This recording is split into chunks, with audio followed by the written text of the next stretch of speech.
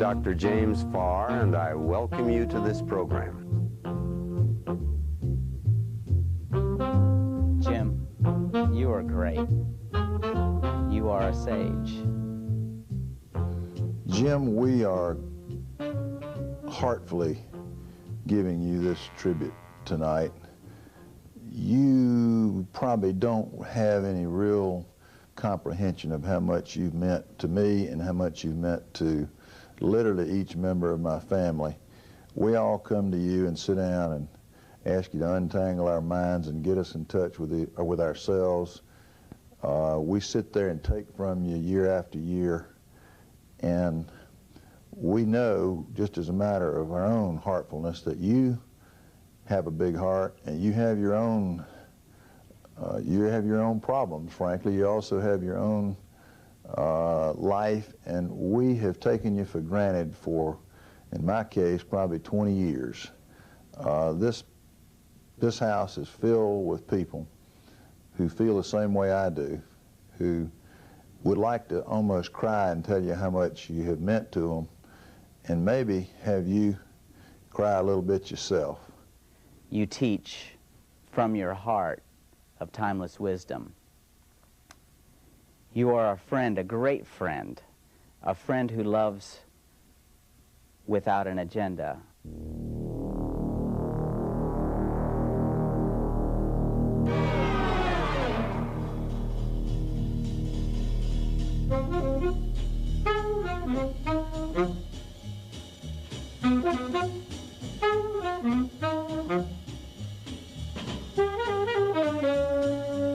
Quack, quack, quack, quack. Jim, in reflecting on how we first got acquainted, I remember coming to Greensboro, meeting you, Nathan, your other associates in 1985. I remember thinking as I drove down the road, this is crazy. It took you the better part of the 5-day workshop weekend, the self-awareness workshop, to convince me that I was crazy. That was a cathartic experience for me, very powerful. I came away feeling very fragile, somewhat intimidated, but beginning to be in touch with who I was and with myself. I was thinking back the other day to 1977. I was new with the bank. I'd been brought in to train executives on their people skills and their leadership skills. And I went to Greensboro to what I thought was a leadership training seminar. That weekend was pretty ugly, Jim. By the time I went home, you had told me several times, as a matter of fact, that I had trouble and showed huge resistance to male authority figures. Basically, I was a Madison Avenue, know-it-all, smart-alecky banker. And Jill Flynn decided that it was time for the two of us to meet. And Jill brought you and me together to meet in Greensboro.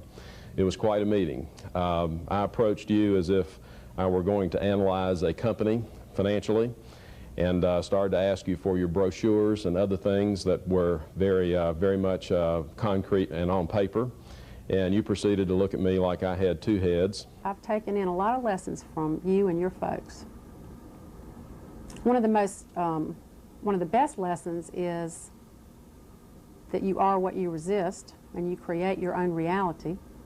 And probably one of the most fun lessons is, if you're getting bored, you can throw the word asshole into a conversation and get a good reaction from that.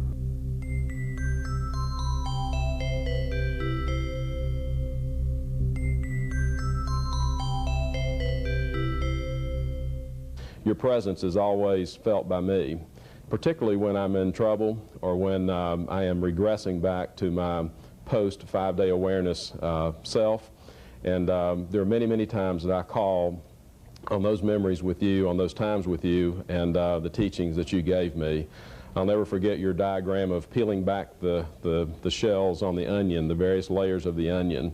And there are many times that when I think I've finally peeled back all those layers, that lo and behold, there's a brand new onion there to work on. You teased me about the big smile that I had on my face. You said that was a defensive mechanism for covering up some of my unawareness.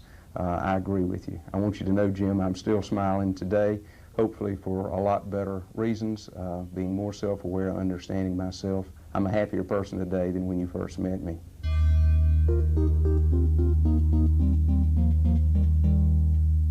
You're one of the few people I know that has passed through knowledge and arrived at simplicity.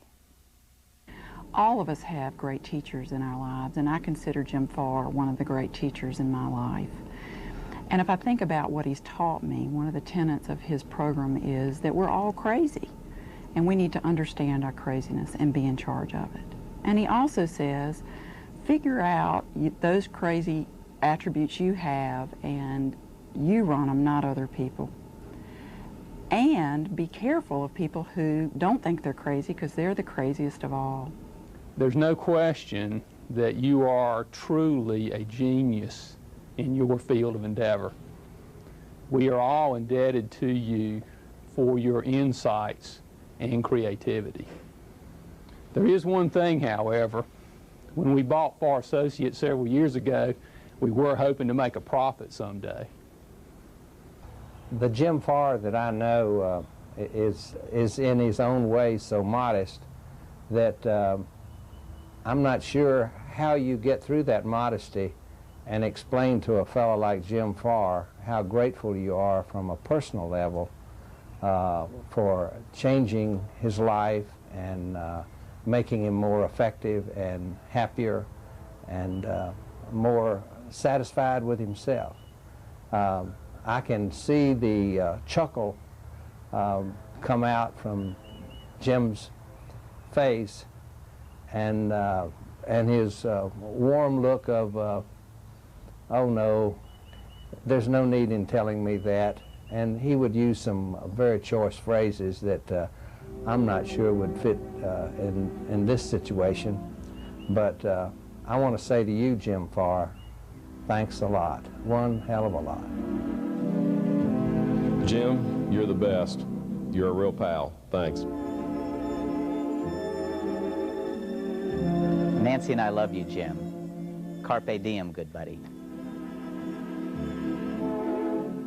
Thank you, Jim, for having the courage and the conviction to hold the mirror up to us and helping us see who we are when we look in that mirror. For who you are and what you have done. Thanks. Thanks, Jim. I'm still smiling.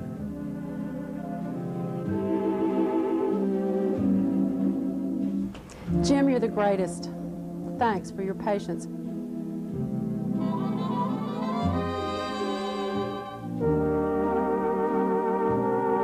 We just simply couldn't stand to go any longer without telling you and showing you how much we appreciate you, how much we love you, and how much you mean to us.